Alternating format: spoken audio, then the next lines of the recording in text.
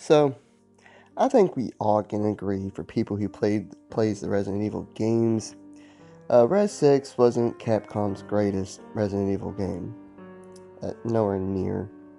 But they did add some new characters like Helena, Piers, and this guy, the cocky, hot-tempered mercenary known as Jake Muller, whose blood was the cure to the C virus because his dad was Albert Wesker. But all we know about his backstory is that he was a mercenary, and Wesker presumably abandoned him.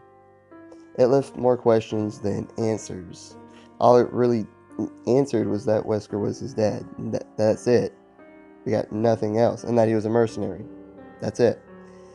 Like, who's his mom? How did she meet Wesker? Did Wesker even know about Jake?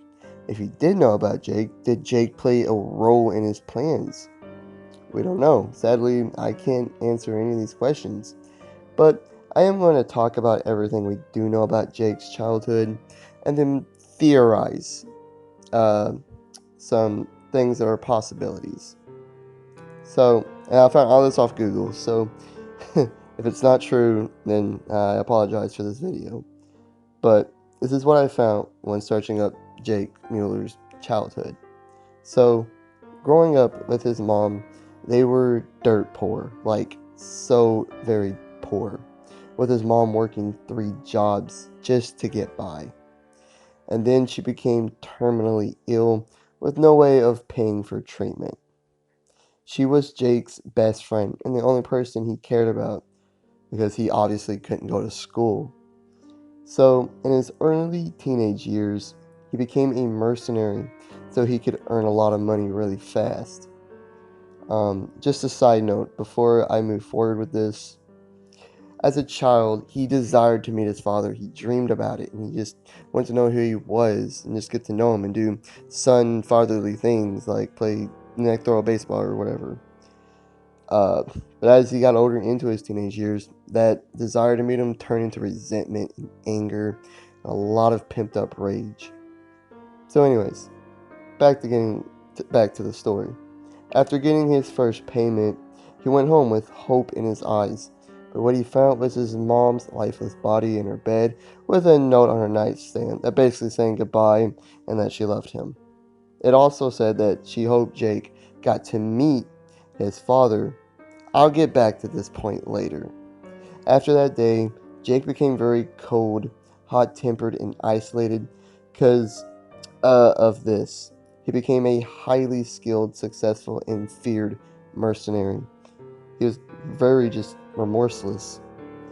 Uh, Also, because of all of that, money was the only thing he had an emotional attachment to, a connection with, and was the only thing he desired. Not for greedy purposes, but it's because it's the only thing he has left. Or at least that's what he feels like the only thing he has left. That was until he met Sherry, of course. So, more than likely, Wesker just had a stressful day at the office and found a woman and raped her. Either because he was a sick monster, or because he wanted, or maybe because he wanted a child to continue his monstrous legacy after he died, because he knew one day he was going to.